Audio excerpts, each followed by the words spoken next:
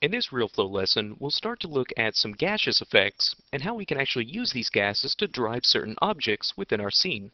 So let's go ahead and take a look at just a completely new project. Okay, and I'll go ahead and start things off by importing just a simple piece of geometry. This is going to be our bullet. Now what we'll be doing within this certain project is we'll actually set up some particles that can automatically propel this bullet.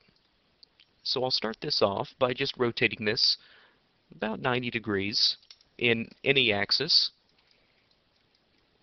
Okay, now once I've got this set up, now let's go ahead and get the particles set up that we can actually use to drive this bullet. So let's start off with a circle emitter. Okay, I'm going to go ahead and now select this bullet, and you'll notice that just looking at this emitter that it's pointing downward.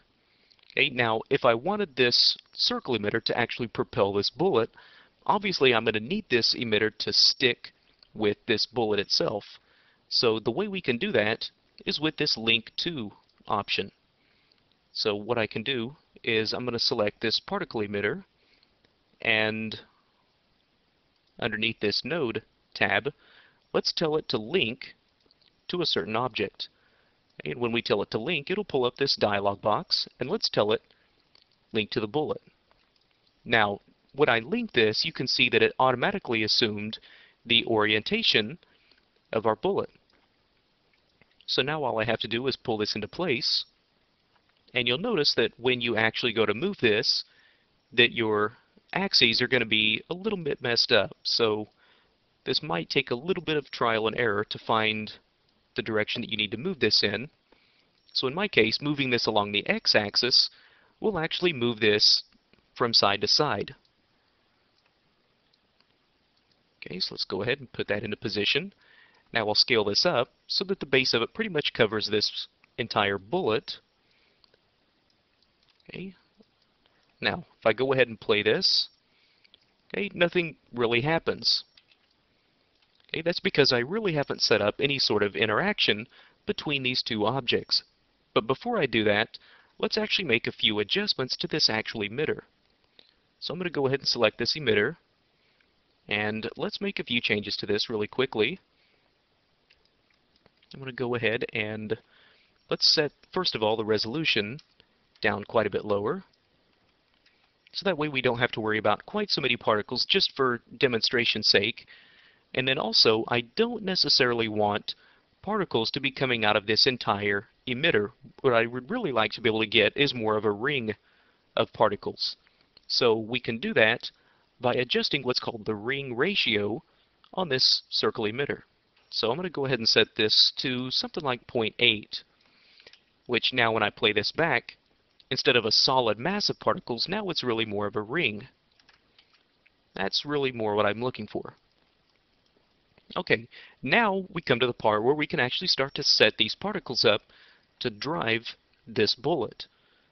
So what we can do is let's select this bullet, and under particle interaction, go ahead and pull this down a little bit. If we select this bullet, underneath this particle interaction tab, if you look down toward the very bottom, there's a little attribute that's called impulse. By default, that's going to be turned off. If we turn this to yes, what this impulse does is tell it, yes, particles can actually drive this object. So that's basically what we've just told it to do. But if we play this back, you'll see nothing still happens, even though we've told it to be influenced by particles. So what we have to do in addition is expand this Dynamics tab, and we have to set this bullet to be dynamic. And we also want to make sure that dynamic motion is turned on. So now, when we play this, if you look very, very, very closely, you can see that this bullet is being moved. Although it really looks more like a battleship being moved than a tugboat. So let's see what we can do to fix that. First thing we need to do is let's select this particle emitter. Go ahead and collapse some of these. Actually, we need to select the bullet itself, not the emitter. And what we need to do is take a look at particle interaction.